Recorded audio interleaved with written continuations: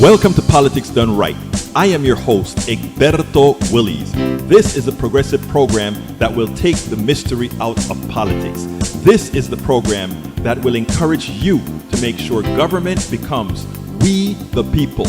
Whether you are liberal, progressive, conservative, or otherwise, you get to air your point of view. We are an independent media outlet that, unlike mainstream media beholden to corporations, we only owe allegiance to you. Remember, you can also send me a tweet at EGBERTOWILLIES. That is at Egberto Willies. Let us engage. It is Politics Done Right. Well, folks, welcome to one more edition of Politics Done Right. I'm Egberto Willies, your host. Thank you so kindly for being a part of the show. We have a great show for you today, and we have a ton of videos for you. I mean, it just stuff that we didn't finish yesterday, plus I had some new stuff that I want to get in today. So I'm going to try to start on that pretty early, but let's get started by saying, hola, hola, mi hermana, Yvette Avery Herod, the first one to register right there on the screen. Welcome aboard, my dear Yvette. Eric Hayes, welcome aboard. Tom C, welcome aboard. Well, we don't have we don't have Michael Rudnin today. I think I got a message from him that said he was going to be with family. I think that's still the case. Rose Williams, how are you doing today? Nanette Birdsmith says hi all. Of course, Rose says hi everyone. And Yvette says afternoon to all. Tom C says, Feliz Viernes. Feliz Dia de Viernes. Happy Friday. Yes, it's Friday, but you know what? It's so funny. All the days run into one. This weekend, I have a hell of a lot of videos to cut up. This weekend, I'm going to try to get my handle on getting organized for the next week. There is so much to do, so much to do. That's why we need you guys so badly to keep sharing and making sure our stuff gets out there. Jacob Culturess, welcome aboard. Hello to everyone, Jacob says. And Dawn Broadbent, welcome aboard. Please remember, share. And by the way, if you are on YouTube right now, give me that thumbs up. Give me that thumbs up. If you're on Facebook Live, give me that like. If you are on Twitch or if you're on Twitter, go ahead and follow Egberto Willies on Twitter. Please go ahead and, again, do everything to help us get this channel flying, to help us get these different social media events trying, because that is how we're going to make a difference, by making a difference. Today, before this show, of course, I do my show at KPFT 90.1 FM on Thursdays and Fridays on air as well. And I was, mentioning a few things about the things that we need to do as a society to get big changes, because the media is not going to do it for us. The mainstream media, that is, of course, has its predicaments in its own right. Eric Hayes has some words, and since let's see what he has to say today. Eric says, a little news on disinformation spread about energy companies for you. Disinformation about so-called government subsidies for oil and gas firms continue to spread, even after a high court judgment made clear that the industry receives nothing of the sort. The sector has contributed £375 billion, over $508 billion in production taxes to date, and support about 200,000 jobs. That's not. Let me first claim something. It is false to say they don't get subsidies. Let's talk about things from the past, like the depletion tax allowance, which says, hey, the Supreme Being put oil in the ground. It's in the ground. But somehow, whenever the oil companies take it out of the ground, they can take a tax credit known as the depletion tax. Okay? In other words, they're getting a tax break for using a resource that they didn't put there in the first place, but they get a credit towards it having less. People, let me tell you something. That's why you have to be careful of what you read and how you read it.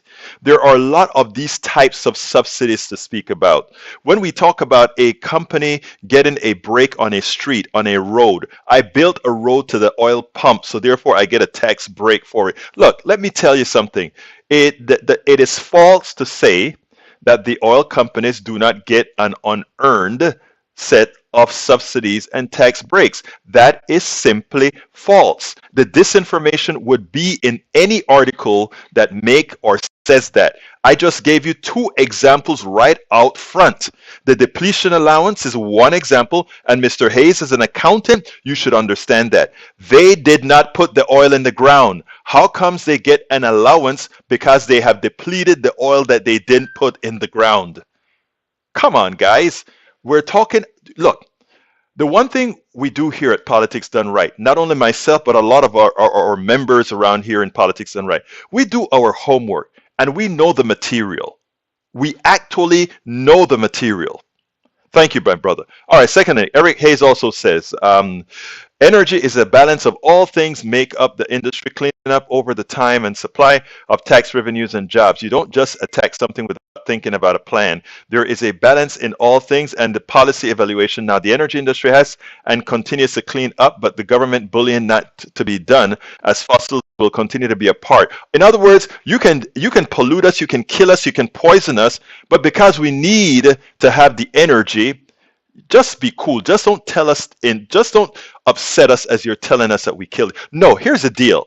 If you take a look at the profits in the oil industry, and remember, the oil was placed in the ground. It's been in the ground.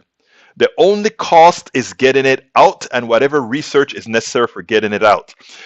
The profits should have been used to ensure that in extracting the oil and processing the oil, you're not killing people in the same way. You know, we have Cancer Alley in Pasadena, Texas, Cancer Alley in Pasadena, California, not Pasadena, where they have all those refineries in California. We have all these areas that are polluted by oil. They don't take the cost of making it whole for those people who get diseases, lung problems, cancers. We, the people of America, are subsidizing the wealth of those who make profits from oil companies with our bodies, with our health. We are getting sick because those guys are making billions and taking it home and living in the mansions that they live in. Please stop carrying water for those who laugh at you. They don't care a damn about you, my dear Eric. Stop carrying the water for them. Why do you, as an average middle class person, think that somehow those people that are ripping you off, those people that are poisoning you, need you to defend them? You know what? If they need defense, they can go hire a lawyer to defend them, and they'll use that lawyer to screw you as well. If I could just get you guys a little bit. Boom! Great to see veterans make a go at it in the capital society. Ooh, Egberto, and it's coffee, something you enjoy, so try some, mate. Hey, I support the veterans. I have many of my relatives who fought wars for America. In as much as they were Panamanians, they came to the United States and joined the forces and fought in Vietnam, fought in Korea, etc. Okay? America used to go out there, and if you fought American wars, you kind of get an easy way to get citizenships and all that kind of stuff. All right, Eric Hayes says, this is how, let's see, this is how you protest peacefully, and volunteers picking up their own and city trash, serving others, including the security forces, no violence. Oh, really? So you have a bunch of trucks that blocking stuff and preventing medicines from going across the border.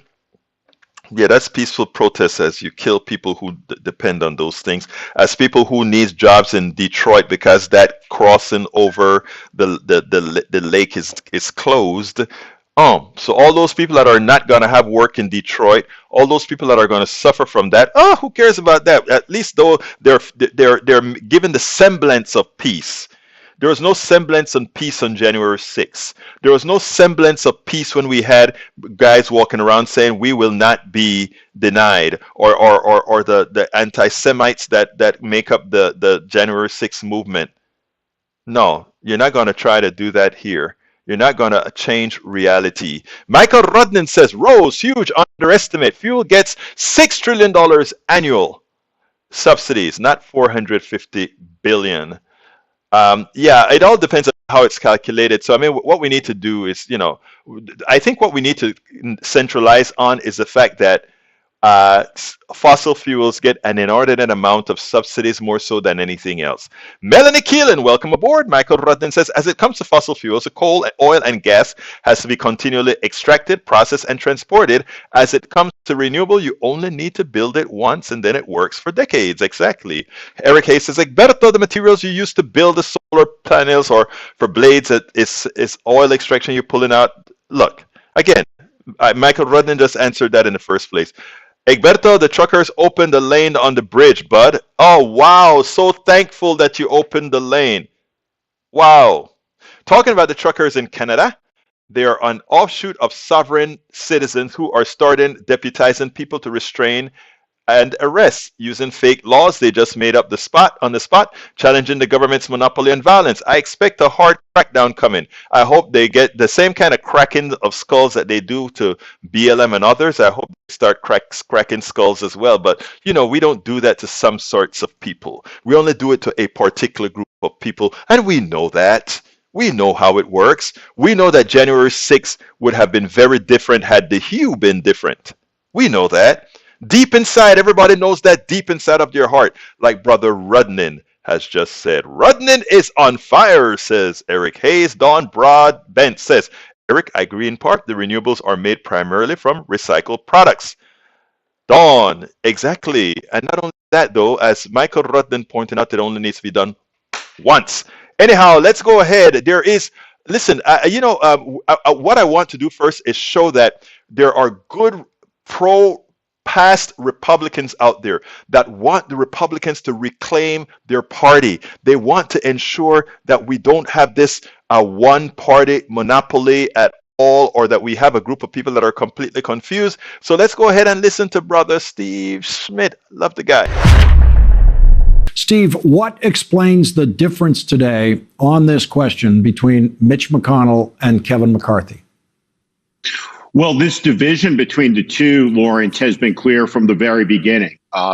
Mitch McConnell tried to distance as much as he would or could after the January 6th incident. Kevin McCarthy famously went down to Mar-a-Lago.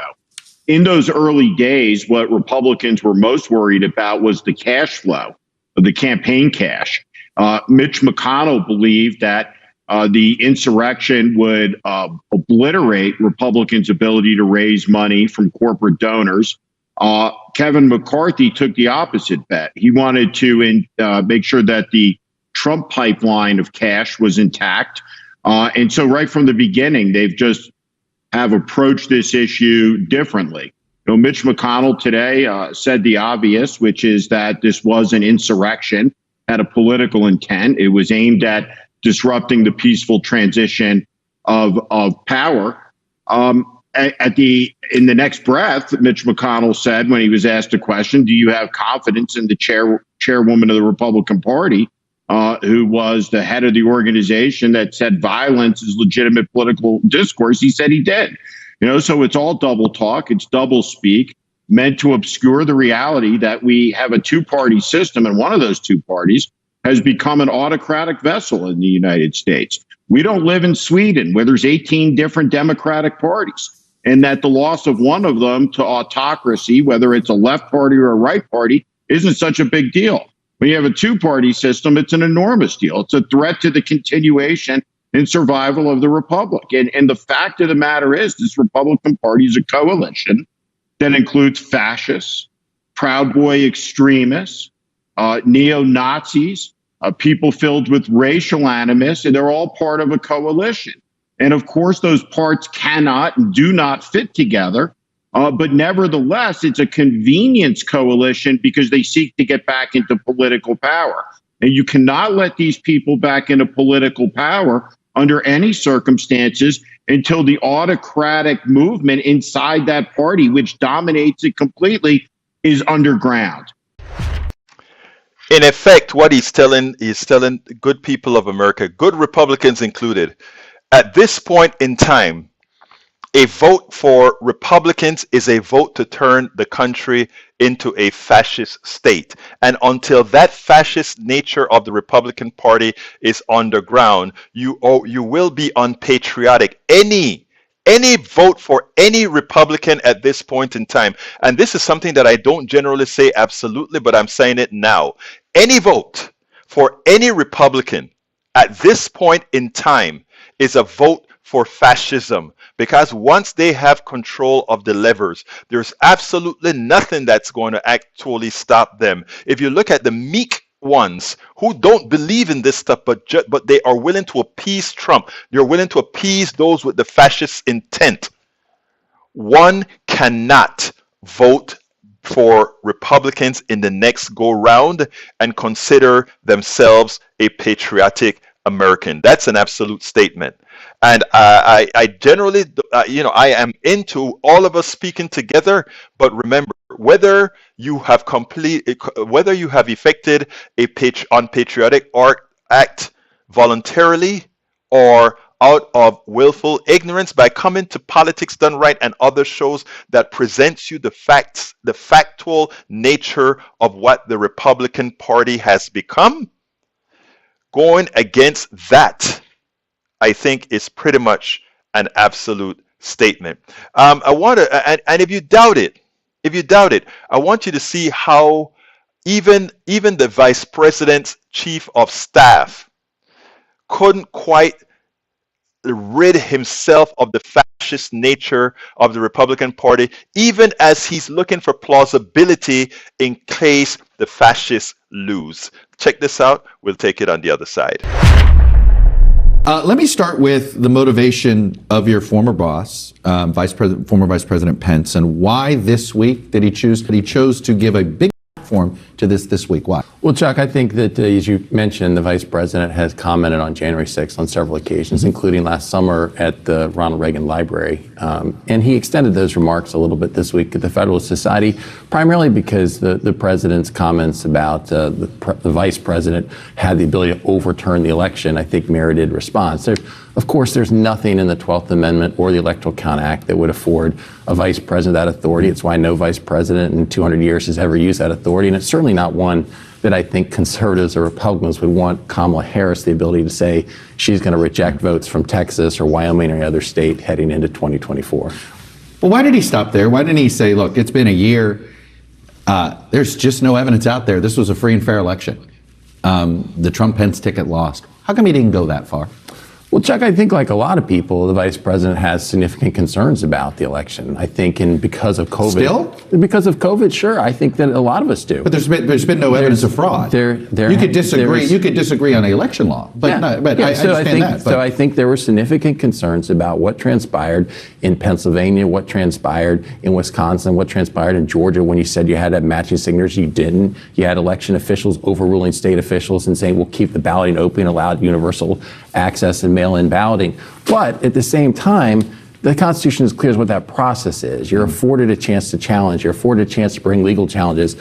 But at the point of the Electoral College meeting on December 14th, at that point, the process is concluded. And that's why the Constitution wanted the states the ability to certify elections and not for the federal government. Do you believe Joe Biden was a legitimately elected president? Does the former vice president believe that? I believe that Joe Biden is duly elected president of the United States, yes. Legitimately so. The election was legitimate. You may disagree with voting procedures, but the election itself was legitimate. I mean, I think it's the same question. I think that there were significant concerns about the process of that election that's going to create a cloud.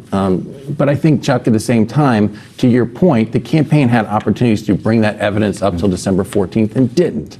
And so I think at this point you have to assume that he was duly elected. And the reality is that there was not enough significant fraud that was presented that would have overturned any of those states' elections. Doesn't it say a lot that a year later that actually the more evidence has shown that no fraud happened? I mean, doesn't that even reinforce this even more a year later? As I said, I think there are significant concerns, and I'm glad many states are looking to rectify, Chuck, but I acknowledge that the president's duly elected. So as you can see, even as he understood what went on January 6th, even as he understood that it's a big lie, he still had to try to mitigate it somehow, right? That just maybe there were really some problems elsewhere. Well, as I've stated before, yes, we've seen voter fraud before.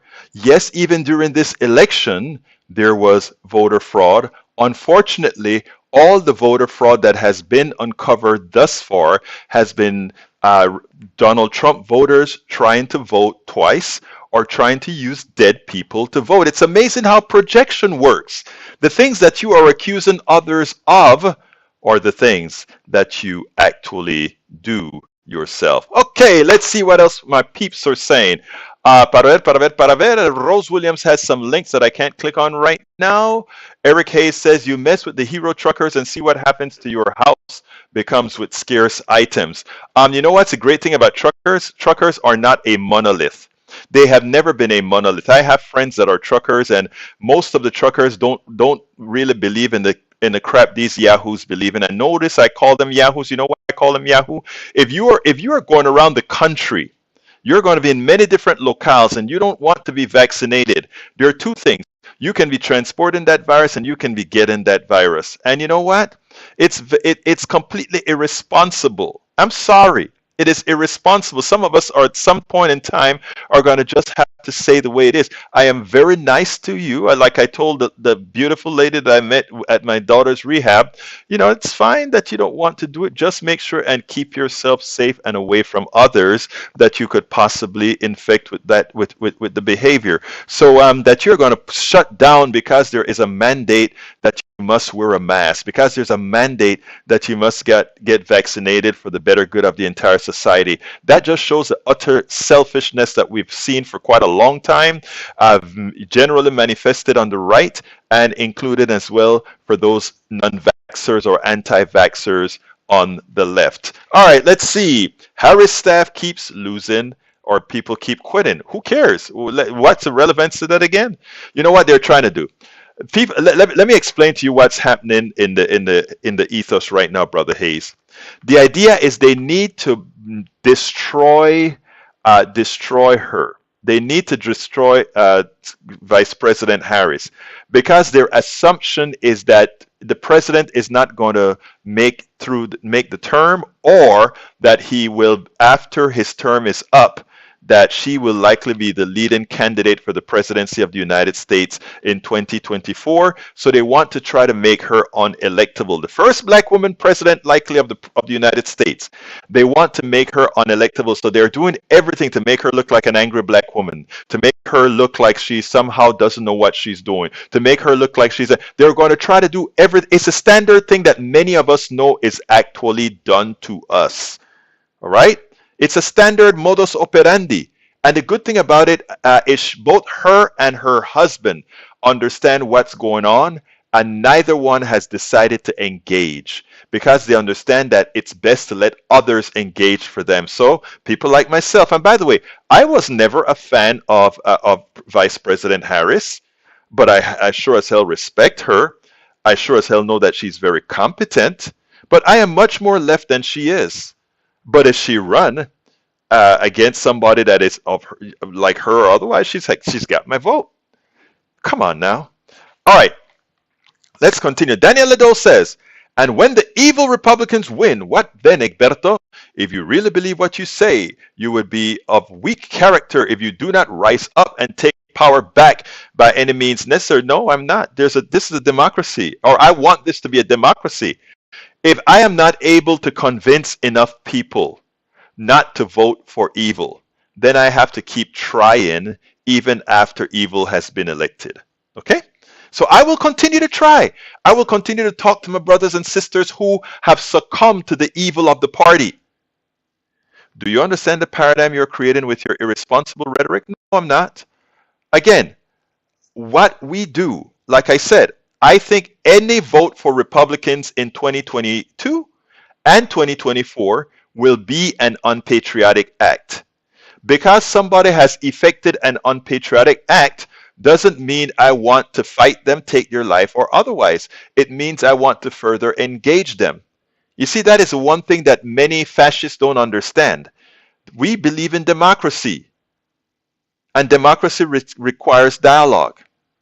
That's what I'm always for. And I'm going to try like hell to make sure most people understand the true evil, because the GOP has some of the best marketing out there, sir. And I understand that. It's an uphill battle. Their marketing is great and they have the money to pay for. When you have the plutocracy on your side, money is not an option. Michael Ronan said the Biden administration first-year turnover was one of the lowest of the past 6 administrations and may reflect the influence of experience and professional transition operation. They don't want to know that. They just want to hear the top line. I mean, willful ignorance is a thing. Willful ignorance is a thing. I don't want to know. I put my fingers in my ears. I don't want to know. La la la la la. Don't tell me. Who cares? Norman Reynolds says, given the equivocation of even those so-called good GOP, voting for any GOP politician or servant person is a support of an institution that supports the current Republican Party or supporters of the big lie and the invalidation of a one-person, one-vote democratic system. Agreed. You said it perfectly, Senor Reynolds. Sean Maddox, welcome to Politics Done Right. He says projection is the end result of accepting fascist and authoritarian mindset. It is the only way they can sustain themselves in the face of massive cognitive dissonance. I couldn't agree more. Eric Hayes says, oh my God, please, we are living with it and move on. It's individual choice. Of course it's individual choice. You have a choice. You have a choice to be wrong. Not because you have a choice mean that you're right. You have a choice to be wrong. You have a choice to be ignorant. Many people on the right, that's a choice they make. And ignorant, I don't mean as a pejorative. Ignorant, I mean of choosing not to know. That's what I'm talking about. Eric Hayes says she destroys herself with the management style. Really? Wow. Have you been in any of her meetings for management? I don't think so. Sean Maddow says, Eric Hayes, she does not disrespect the office anymore or less than the WASP VP and president in the... and that's what's funny, right? Listen to Eric Hayes says she destroys herself with the management style. Did you ever say that about Trump? Did you ever say that about the VP sucking on to Trump? I don't think so. That is how the hypocrisy shows up. And sometimes it's even deeper than just hypocrisy. Let's see. Sean Maddow said Eric Hayes. No, that's what I read. Rose Williams says, replying to Daniel, are you advocating violent insurrection? That's what Eric Ledo would like is because because there are a lot of people that he really supports that are of the violent nature. In other words, the Proud Boys and the others, and those guys are violent. Really violent scums, to put it as nicely as I really could. Those guys don't support what we do. We support democracy. We support engagement. We support dialogue. They don't. They hide behind an AR-40, whatever those guns are, because their masculinity comes from the externality of the gun. Our masculinity and femininity comes from what we have between our two ears. What we try, we talk, we explain, we love. Those are the things we believe in. Okay, Michael Ronan says COVID-19 hospitalization hit staggering 10,000 patients as provinces set new record in Canada. Yeah, because again, I guess you have truckers who believe in fallacies. Eric Hayes says, would you consider the trucker thing an insurrection? No, that's not an insurrection. That's a protest. That is a protest. They haven't tried to overthrow a government. They've tried to slow it down. That's what protest does. So no, they have the right to do that, and I have the right to disagree with them. Now, what the January 6 people did is they went ahead and they desecrated our government. They attempted to murder the president. They attempted to murder different people in the Congress. That was their intent. That's why they had those weapons that they sneaked in. That's why many of them are now going to jail. Going to jail.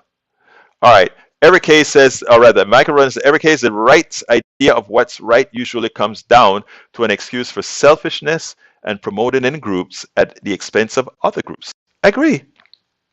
Sean Maddow says, exactly, the GOP is a power reinforcing machine and nothing else more. Sean Maddow also says, if the whole purpose now is to acquire as much power for their in a group as possible and use it against everyone else, especially those who think about pointing it out and challenging this, Rose says, I'm sorry, but Eric's comments about Harris smacks of misogyny, and I'm no fan of it's funny because I'm not a fan of Harris either, but I will not allow them to do to women what they always do to women, and specifically as well always do to black women. And Franklin Roosevelt, by the way, yes, it is. 90% of the truckers are vaccinated. Yeah, so why do we let 10% of them cripple a nation if most of the guys who want to deliver things are vaccinated? Stop allowing the 10% minority to screw with us all. It's that simple. Tim Danahy, welcome, my brother. Franklin Roosevelt, human kindness has never weakened the stamina or softened the fiber of a free people. A nation does not have to be cruel to be tough. That's our coffee party type mantra. That's why I wrote how to talk to your, it's worth it. It's really worth it. Why do I constantly engage my brother, Daniel Ledo, even though he cringes every time I call him my brother? But I consider myself my brother's keeper. Same to Eric Hayes. And Eric Hayes knows I'm telling the truth because we go out to coffee and we talk. Right, Eric Hayes? And when I get back to Houston, that's exactly what we're going to do again. Right, Eric Hayes? Carl Cox, rocking in a chair. I don't care if I rock nowhere. That's almost sounds like a song. Anyhow, something happened today.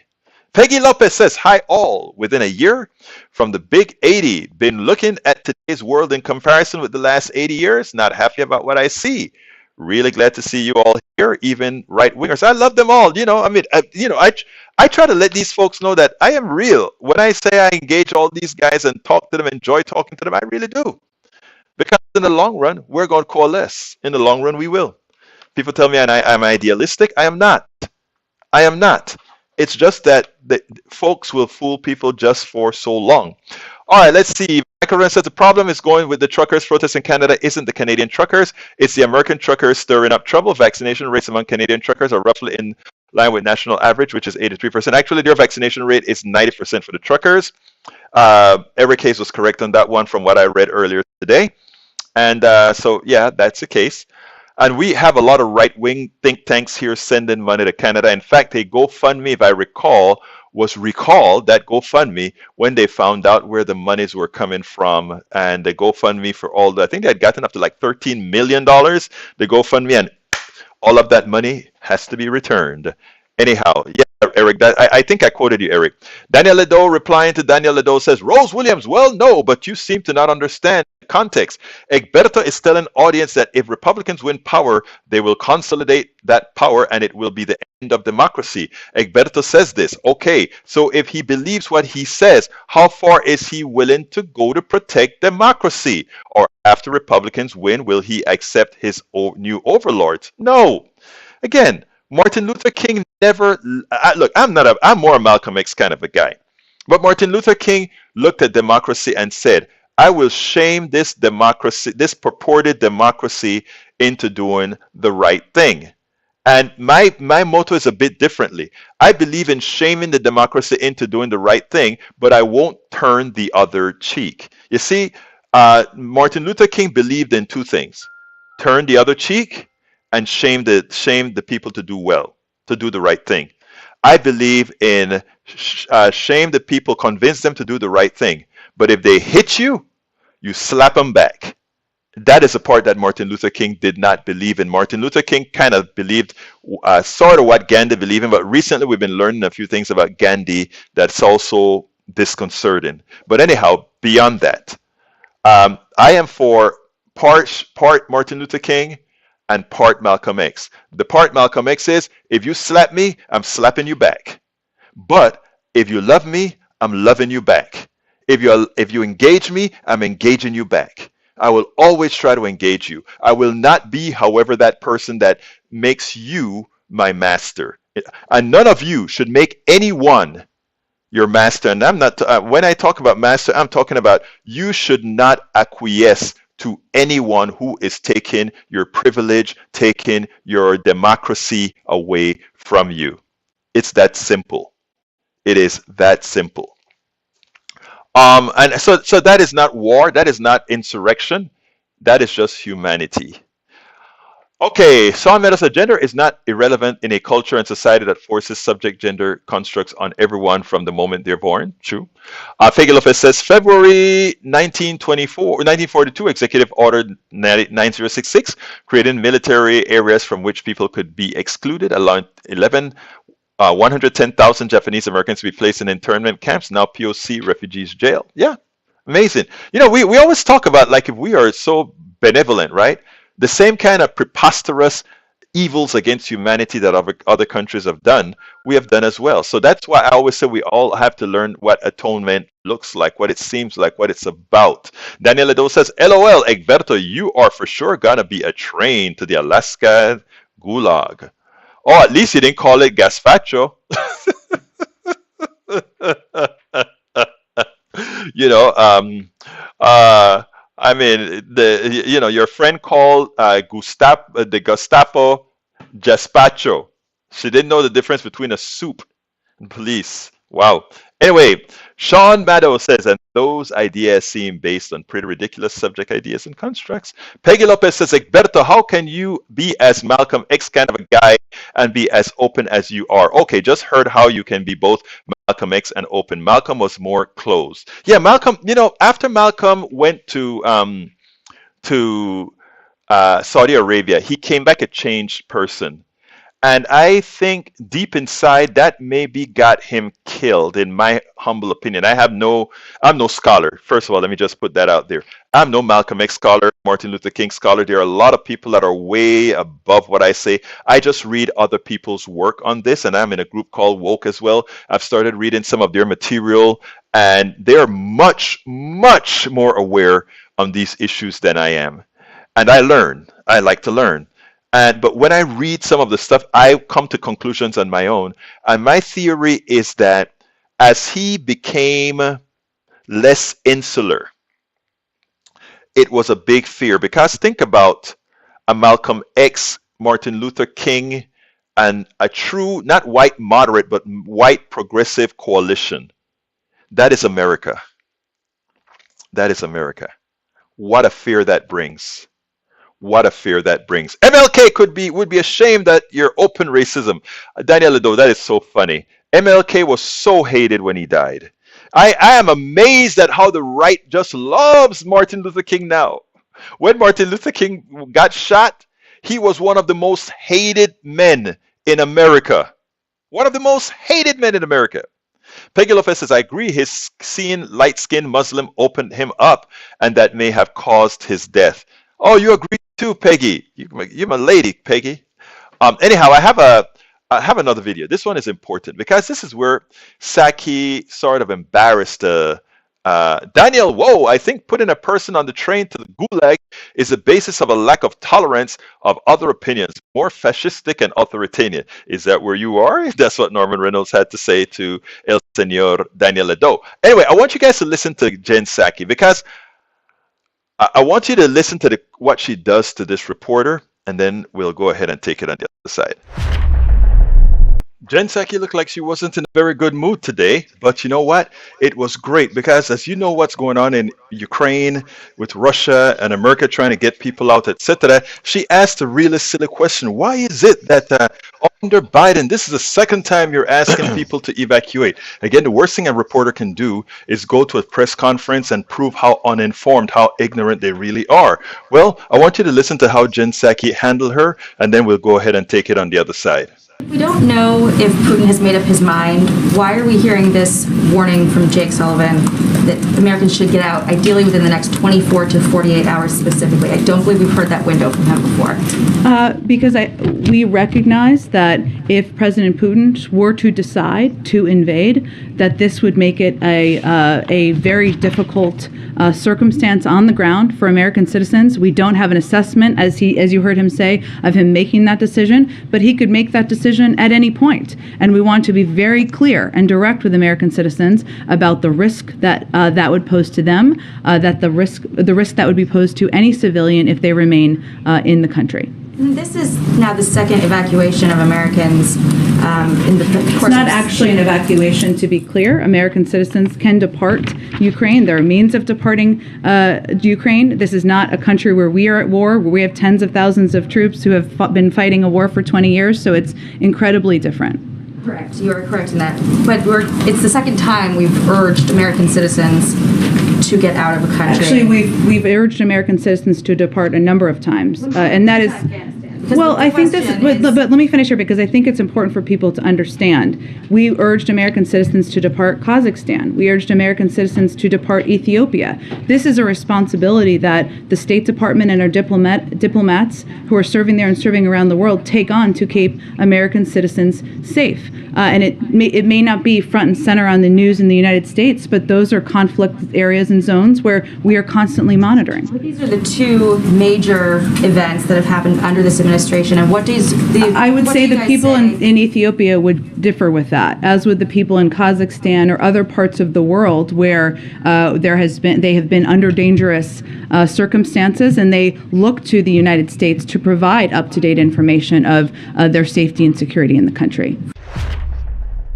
I mean, it is shameful that they just think the only thing that occurred in the rest of the world so far was Afghanistan and Ukraine. It's ridiculous, right? So Jen Psaki said, look, silly girl, remember this. We told people to get out of Ethiopia. We told people to get out of Kyrgyzstan. We told people to get out of all these places. But that you guys in the news media can't walk and chew gum. That you guys in the news media only concentrate on particular issues that particular Republicans may want you to think about. That's not our fault. It's not our fault that you lack the intensity. It's not our fault that you lack the depth to actually know what's going on in the world. So let me school you, little girl. This is exactly what you need to know, because as it turns out, the American people need to know the truth and not the news media spun by folks who do not do the research, spun by folks who really do not understand what the hell is going on in the world, as they play as if they are serious reporters. Exactamundo, and I love the way Psaki did it, right? It's, in other words, the girl, those are the two major conflicts right now in the world. Really? Whatever happened to Pakistan? What happened to Eritrea? What happens to Ethiopia? What happens to, and we can name country after country. You know, I always talk about the reason many Americans say the things that they do is that our papers don't overtly, and news media don't overtly treat the rest of the world the way the rest of the world treats us. Of course, we are the superpower. So if you go to Panama and you read La Prensa or one of those papers in Spanish, you'll hear every piece of news that you get in America of consequence, you'll read in Panama. You'll also read Panamanian news. You also read news about Madrid, España. You'll also read news about Peru, Guatemala, Uruguay, and all that kind of stuff, right? You come to the United States, everything centralizes around, what's going on in Texas? Even some little silly things in Texas, right? This little storefront in Texas, nothing of substance around the world, right? It's not the fault, and that's the reason why I have always taken the stance, well, not have always, now I take the stance in my maturity. I can't lie. I was a hothead in college that didn't tolerate anyone who was shallow, etc. I learned, I atoned, I learned how to be more responsible. But we have to learn about what's going on around the world. And that petty reporter, it is clear she's out of her league. She doesn't know what's going on in the world. They pump questions into her that allows. Look, if Psaki wanted to spin her, Psaki could spin her by simply saying, you don't know what you're talking about, and just tell her any kind of crap for her to take. It is amazing how shallow our mainstream media is. How shallow. Peggy Lopez says, the beauty I saw in BLM gathering is in the showing of what American looks like in terms of all skin hues. We're together in the streets. That must have been horrifying to the right. It was. It was. You see, like I said, most people are good people and most people want to love on each other. That's just how it is, right? It's so, the video got out of sync. I'm so sorry that it got out of sync. How bad out of sync? A few seconds? I saw I had some drop packets of about 527. I hope it catches up, but let me know if it does or not. I'll see how the other one comes out when I migrate. But anyhow, Yeah, they must have gone crazy to see that. But you know what? I'm happy for that. I'm very happy for that because it's important that we all get together. We're one country. And eventually, like I said, they're going to die out. What we have to make sure to do is reduce as much as possible the infection created by those of my generations and the generation right before me or right after me from polluting the minds, of many of the younger folk. Because, that's why I used to, or they're not used to, that's why I love hanging with my millennium brothers and sisters. In fact, a lot of times they kind of tell me, hey, cover this Egberto or whatever, because that's who they are. That's who they are. Okay, let's see. Tom, he says audio is out of sync. I'm going to clean it up later on, Tom. I didn't realize it. I did a little bit of editing, and it seems like that may have an effect on it. Eric Hayes says, Egberto, would you have said the media was shallow in 2020 or helpful to the current administration? In 2020, the media was not helpful to the administration at all. At all. In fact, you guys listen to my shows. Go and listen to my show and see how bad it was. Okay, that means it's a restream problem with the out of sync video. Figure that out some other time, my friend. All right. Anyhow, I got one more. Actually, yesterday Eric Hayes brought up something about pipes, crack pipes, and I know it was silly. Okay.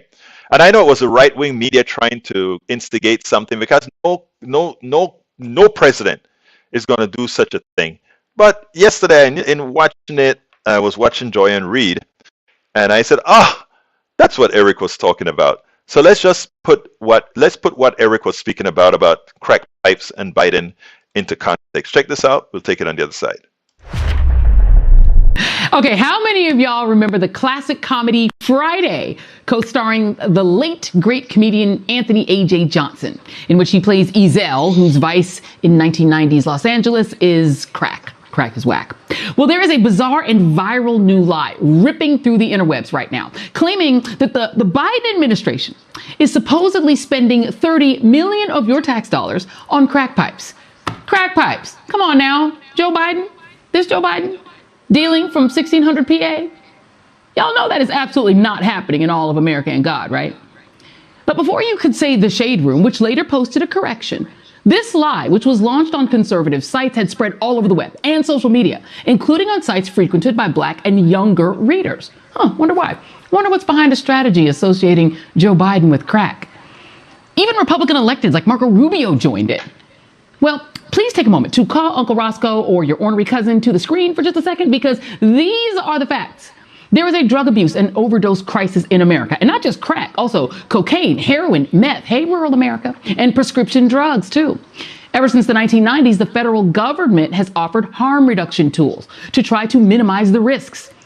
That includes safe smoking kits, which contain materials to help prevent disease transmission. But the Biden version do not contain crack pipes. Do not. Because that would be dumb and probably illegal too. The goal is to save lives, not get people to start using drugs. Now be blessed and go back to reading Facebook and Instagram for fun and not the news.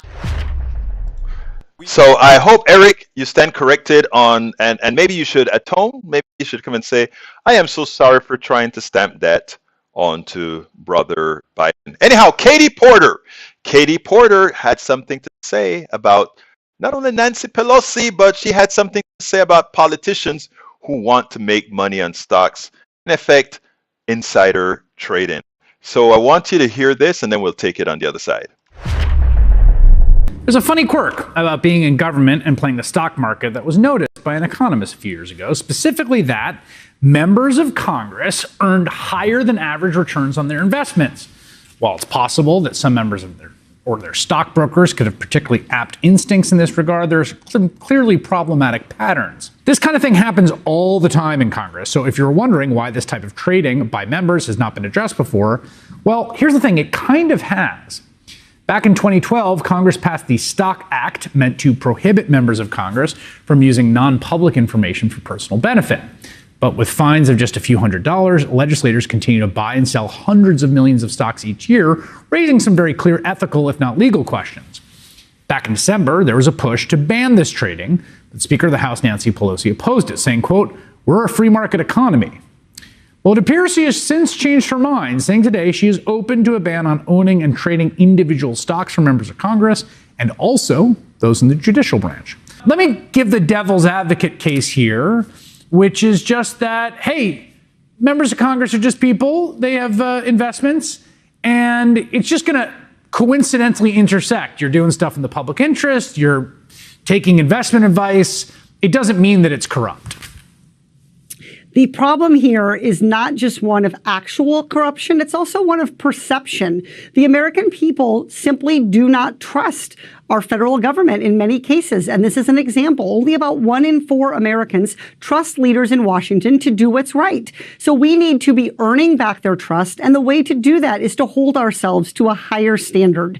And so we need to simply ban trading stocks by members of Congress. There's a lot of bipartisan support for this. It's become a kind of populist issue, even with folks like Matt Gaetz, for instance. There's folks on the right who really love it.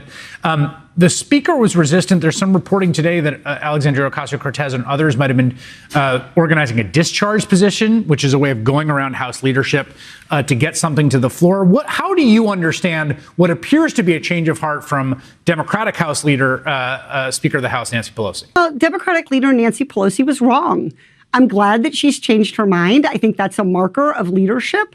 But, you know, the reality is I am always willing to stand up to leaders of both parties, including my own party. And I'm really gratified here that she is changing her mind. She said when she initially was asked about this that we have a free market economy. Well, she would also be the first, I think, to say that we have a free democracy. And that means what the American people want, what they feel strongly about, what they need to trust their leaders, we should be delivering. And that's what I think her change in position is signaling. Yeah, we should note that the polling on this is pretty, you're getting 80% of Republicans and Democrats on congressional stock banning. It does seem like... I find that reassuring, Chris, that the American people across the board understand that we need to be able to trust our elected leaders. We have a lot of bad news about democracy, a lot of views about polarization right now. But the fact that we see that kind of widespread polling, that 80% of Americans understand that elected leaders should be putting the people's interests before their own interests, reassures me a lot.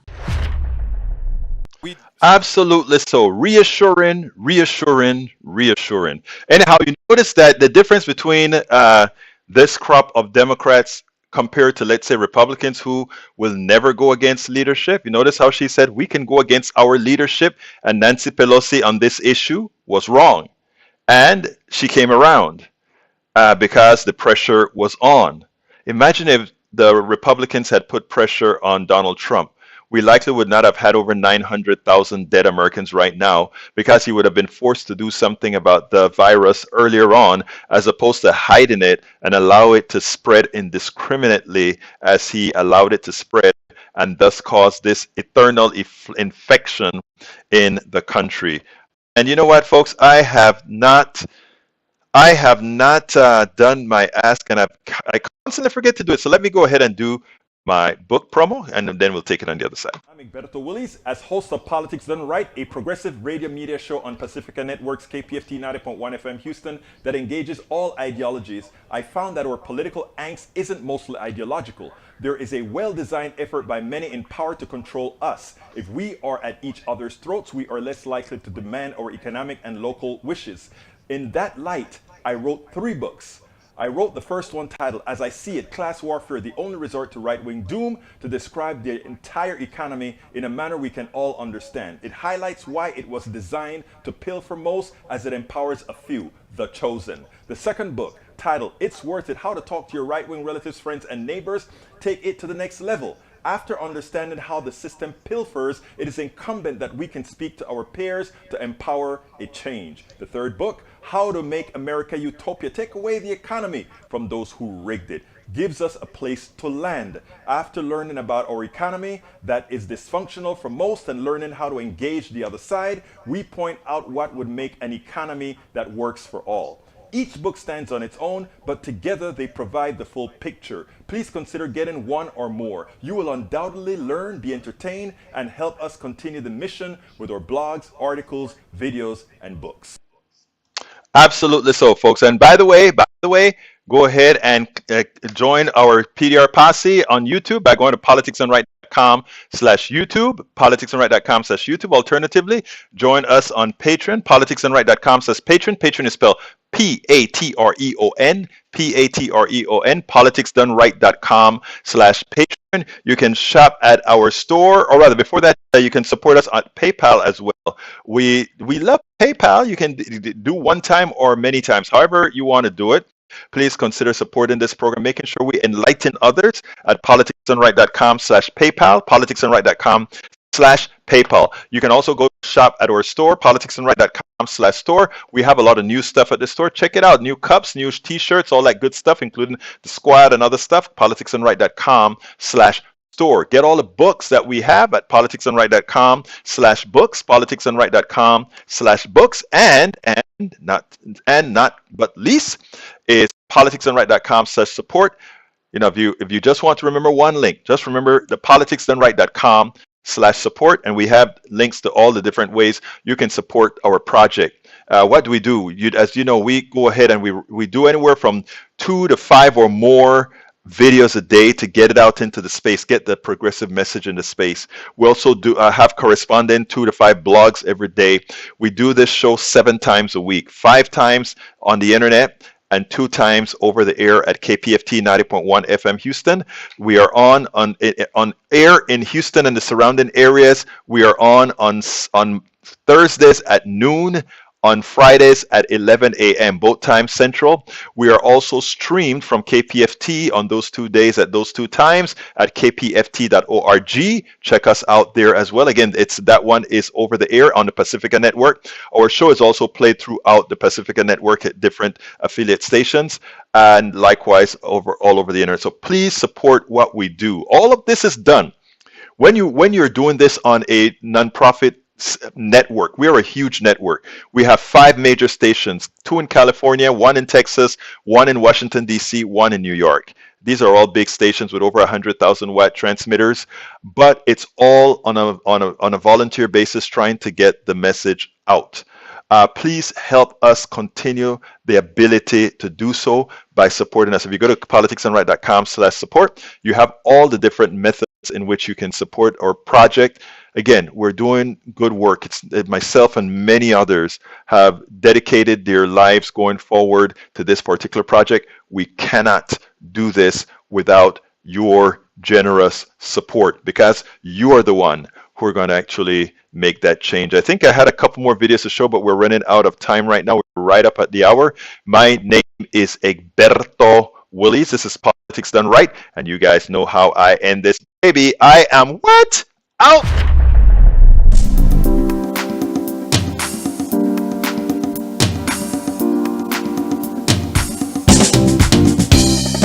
Welcome to Politics Done Right. I am your host, Egberto Willies. This is a progressive program that will take the mystery out of politics. This is the program that will encourage you to make sure government becomes we the people. Whether you are liberal, progressive, conservative, or otherwise, you get to air your point of view. We are an independent media outlet that, unlike mainstream media beholden to corporations, we only owe allegiance to you. Remember, you can also send me a tweet at EGBERTOWILLIES. That is at Egberto Willies. Let us engage. It is Politics Done Right.